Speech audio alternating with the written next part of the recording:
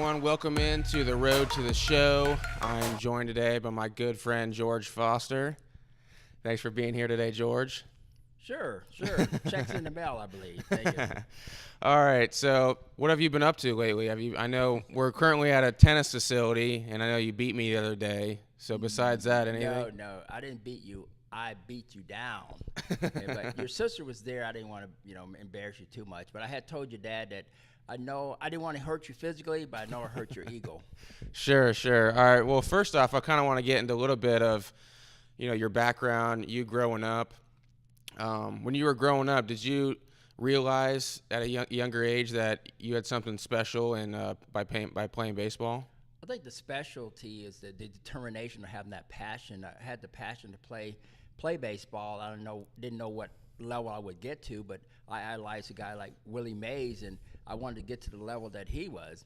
So as it turned out, every day practicing on my throwing, my running, my hitting, and it turned out that I had an opportunity to make it to the major league through the Giants organization, and got a chance to play alongside Willie Mays, my idol. That's like a fantasy or a dream come true.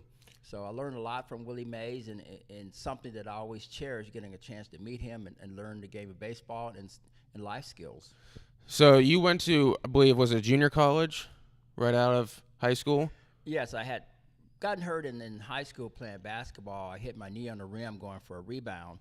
And so then I had to play another year because I missed my senior year in high school.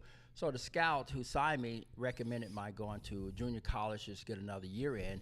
At that time, junior college was equivalent to maybe single A ball and pro ball. So I went there and had a pretty good year. And then from there, it's history as far as – well, the big decision was my first year in pro ball, if I didn't do well, I would go back to school. But as it turned out, it gave me more – incentive to play well, and from there, I had hit 277 that first year. I was the most improved player that particular year, and then I played winter ball and I hit over 300. So from there, that's where my career started. Gotcha. And then so the Giants drafted you, right? Yes, there were two drafts then. There's a June draft and a January draft. There's only one now. So I was drafted in January, which was I guess a special draft. But the ironic thing about it, the guy who signed me signed Giancarlo Stanton with the Marlins now. How old is this guy? Well, he's passed away now. Oh, jeez. All right. He's probably about in his late 70s or early 80s. Okay. And so did you have to lie about your age back then or anything? I didn't have to, but I was watching all these it wasn't. They didn't have a CSI Miami and things as such. No, but to get an edge, I put my age back a year because I'm competing with a guy who was 20, and I set my age back to 19. So they figured that at 19 I have room to develop, and the guy at 20 he's reached his peak. So that was an advantage. But later on, I make sure I had give my correct age, especially when you have your license and everything. You want to make sure you have the right ID. Right. And so you made your major league debut at 2020, right? Or 21? Let me see, 69, so it's 20. 20, right. And then so you played, a few years with the Giants and then traded over to the Reds? I was in there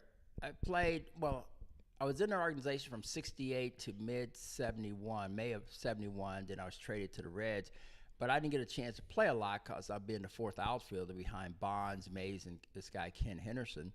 So that was fine because we're in first place. I said, wow, my first year in Major League, we're going to go to the World Series. Someone said, oh, hold it there. You're going to get traded to the Reds, who are in last place, 14 games out. So, but as it turned out, the Giants never did repeat until as a contender to 1990. So I got a chance to be involved with the Reds 75, 76 World Series championship.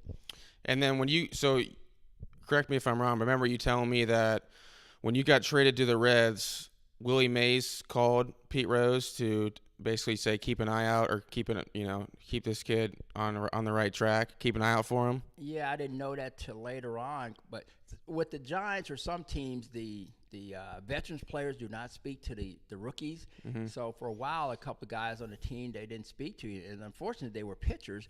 So if you made a mistake out in the outfield, they want to get you out of the lineup. Tell the manager, don't play that kid when I'm pitching. So when I went to the Reds, Pete Rose spoke to me like, "Are you talking to me?" And he said, "Are you talking to me?" And he said, "Yeah, you." But found out later Willie Mays had called to the Reds and told Pete to take care of this kid. And I know that was heartwarming, knowing that Willie was still watching me and watching over me and making sure that people took care of me. What kind of a teammate was Willie? Oh, he was a great teammate. I go back to spring training. Bobby Bonds and I were roommates, and we always go by Willie Mays' room by dinner time and eat his food. And, you know, we're like poison control. And said, well, we got to eat this before, make sure everything's fine. So we saved meal money by going and eating his steaks or whatever he did order. Then we just tell him, everything's fine, just order something else. But Willie was very helpful in my development as an outfielder, as a hitter. And it's just fun playing with a guy that you idolize and that you have watched play so well and was a superstar.